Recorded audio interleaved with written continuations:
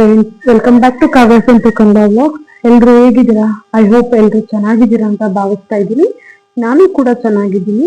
ಇವತ್ತಿನ ರೆಸಿಪಿ ಏನಪ್ಪಾ ಅಂತಂದ್ರೆ, ನಮ್ಮ ಮಂಡ್ಯ ಸ್ಟೈಲ್ ಅಲ್ಲಿ ತಗಣಿಕಾಳು ಗೊಜ್ಜು ಅಥವಾ ತಗಣಿಕಾಳು ಕೂಟನ್ನ ಯಾವ ರೀತಿ ಮಾಡ್ತೀವಿ ಅಂತ ನೋಡೋಣ ಬನ್ನಿ. ಮೊದಲು ಒಂದು ಬೌಲ್ಗೆ ತಗಣಿಕಾಳನ್ನ ಹಾಕೊಂಡಿದ್ದೀನಿ. ಸುಮಾರು ಒಂದು 200 ಗ್ರಾಮ್ ಅಷ್ಟು ತಗಣಿಕಾಳನ್ನ ಹಾಕೊಂಡಿದ್ದೀನಿ. ಅದೇ ಬೌಲಲ್ಲಿ 2 ಬೌಲ್ ಅಷ್ಟು ನೀರ್ನ ಹಾಕಿ ಕುಕ್ಕರ್ ಲಿಡ್ ಕ್ಲೋಸ್ ಮಾಡಿ 2 ವಿಸಲ್ನ ತಗೊಂತೀವಿ. ಕುಕ್ಕರ್ 2 ವಿಸಲ್ ಬರೋದ್ರೊಳಗಡೆ ನಾವು ಈ ತಗಣಿಕಾಳು ಕೂಟಿಗೆ ಏನ್ ಮಸಾಲೆ ಬೇಕಲ್ಲ, ಆ ಮಸಾಲೆನ ರೆಡಿ ಮಾಡ್ಕೊಳ್ಳೋಣ. ಮೊದಲು ಮಸಾಲೆಗೆ ಏನೇನ್ ಐಟಮ್ ಬೇಕು ಅಂತ ನೋಡಿ. 2 ಹಸಿಮೆಣಸಿನಕಾಯಿ, ಸ್ವಲ್ಪ ಕೊತ್ತಂಬರಿ ಸೊಪ್ಪು, ಸ್ವಲ್ಪ ಬೆಳ್ಳುಳ್ಳಿ, 1 ಕಪ್ ಕಾಯಿ, 1/4 ಕಪ್ ಹುರ್ಗಡ್ಲೆ, ಇಷ್ಟನ್ನು ಮಿಕ್ಸಿ ಜಾರ್ಗೆ ಹಾಕೊಂಡು ಸ್ವಲ್ಪ ತರಿಯಾಗಿ ರುಬ್ಬಿ, ನಂತರ 1/4 ಕಪ್ ಅಷ್ಟು ಬೇಳೆ ಸಾಂಬಾರ್ ಪುಡಿನ ಹಾಕಿ ನುಣ್ಣಗೆ ರುಬ್ಬಿಟ್ಕೊಂತೀನಿ. ಅಷ್ಟರಲ್ಲಿ ಕುಕ್ಕರ್ ವಿಸಲ್ ಎಲ್ಲ ಹೋಗಿ ನೋಡಿ, ತಗಣಿಕಾಳು ಆಲ್ಮೋಸ್ಟ್ ಒಂದು 70% ಅಷ್ಟು ಬೆಂದಿರುತ್ತೆ.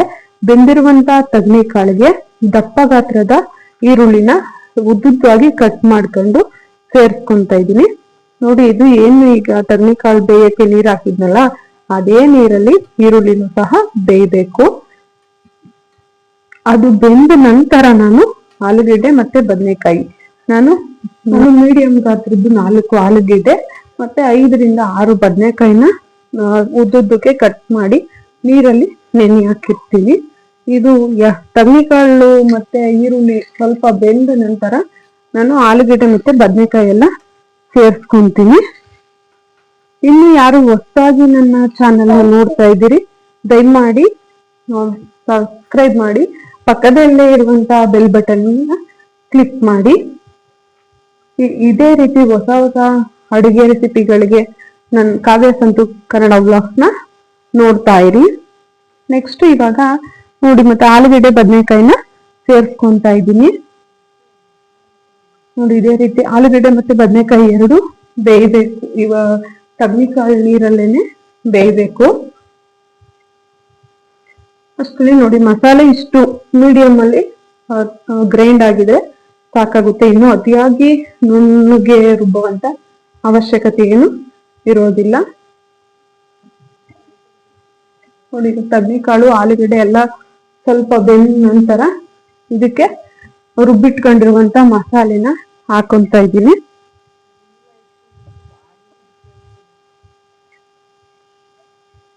ನೋಡಿ, ಮಸಾಲೆ ಎಲ್ಲ ನೀಟಾಗಿ ಹಾಕಿ ನಂತರ ಅದೇ ಜಾರ್ಗೆ ಸ್ವಲ್ಪ ನೀರ್ ಹಾಕ್ಬೇಕು.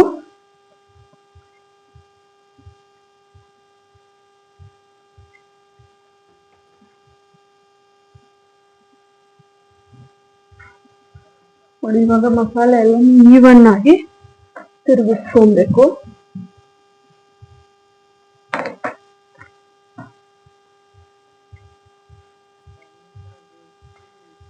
ನೋಡಿ, ಇವಾಗ ಇದು ಗಟ್ಟಿಯಾಗಿದೆ. ಇದಕ್ಕೆ ಸ್ವಲ್ಪ ನೀರ್ನ ಸೇರಿಸ್ಕೊಬೇಕು.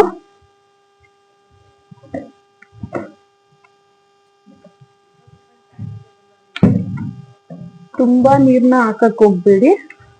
ತುಂಬಾ ನೀರ್ ಹಾಕಿದ್ರೆ ಗ್ರೇವಿ ಕನ್ಸಿಸ್ಟೆನ್ಸಿ ಏನಾಗುತ್ತೆ, ಪೂರಾ ತೆಳ್ಳೆ ಆಗೋಗುತ್ತೆ. ಅವಾಗ ತಿನ್ಲಿಕ್ಕೆ ಅಷ್ಟು ಟೇಸ್ಟ್ ಇರೋದಿಲ್ಲ. ನೋಡಿ, ಇದು ಸ್ವಲ್ಪ ಗಟ್ಟಿನೇ ಆಯ್ತು. ಗೊಜ್ಜು ಇದು ಕೂಟ ಏನಾಗುತ್ತೆ, ಬೇಯ್ತಾ ಸ್ವಲ್ಪ ಗಟ್ಟಿ ಬರುತ್ತೆ. ಹುರ್ಗಡ್ಲೆ ಹಾಕಿರೋದ್ರಿಂದ ಸ್ವಲ್ಪ ತಳ ಹಿಡಿಯುವಂತ ಚಾನ್ಸಸ್ ಇರುತ್ತೆ. ಹಂಗಾಗಿ ಅವಾಗ ಸ್ವಲ್ಪ ಕೈ ಆಡಿದ್ರೆ ಸಾಕು. ನೋಡಿ, ಇವಾಗ ಉಪ್ಪನ್ನ ಸೇರಿಸ್ಕೊಂತ ಇದ್ದೀನಿ. ನಿಮ್ಗೆ ರುಚಿಗೆ ಎಷ್ಟು ಉಪ್ಪಿನ ಅವಶ್ಯಕತೆ ಇದೆ ಉಪ್ಪು ಹಾಕ್ಬಿಟ್ಟು ನಾನು 2 ಟೇಬಲ್ ಸ್ಪೂನ್ ಅಷ್ಟು ಕಾಯಿನ ಆಡ್ ಮಾಡ್ತಾ ಇದ್ದೀನಿ.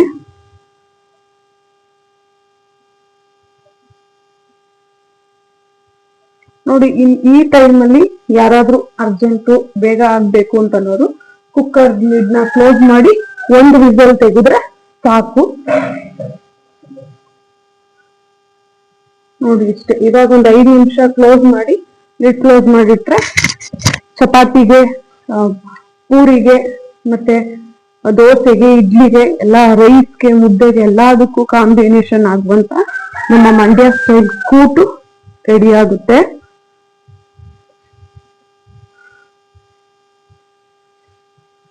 ನೋಡಿ ಇವಾಗ ಸ್ವಲ್ಪ ತಿಕ್ ಆಗ್ತಾ ಇದೆ.